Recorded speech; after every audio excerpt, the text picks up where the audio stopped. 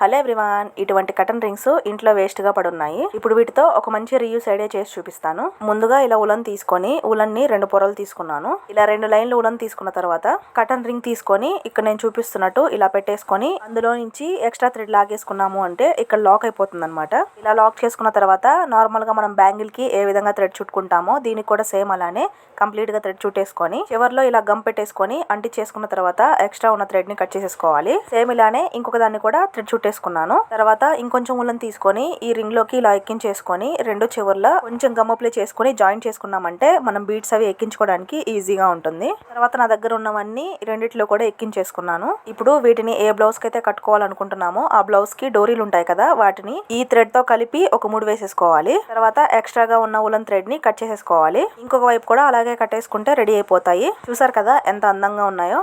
Waste అనుకుని పడేసే ఆ కటన్ రింగ్స్ తో ఇలా మంచిగా రీయూస్ చేసుకోవచ్చు. నేను వీడియోలో యూస్ చేసిన ఉలన్ కానీ బీడ్స్ కానీ కావాలి అనుకుంటే పైన కనిపిస్తున్న వాట్సాప్ నెంబర్ కి మెసేజ్ చేసేయండి. జూన్ 10 వరకు మాత్రమే, అంటే ఇంకో కొన్ని రోజులు మాత్రమే ఆఫర్ ఉంది. తీసుకోవాలి అనుకున్న వాళ్ళు వెంటనే తీసేసుకోండి. ఐడియా నచ్చితే లైక్ చేసి ఛానల్ ని సబ్స్క్రైబ్ చేసుకోండి.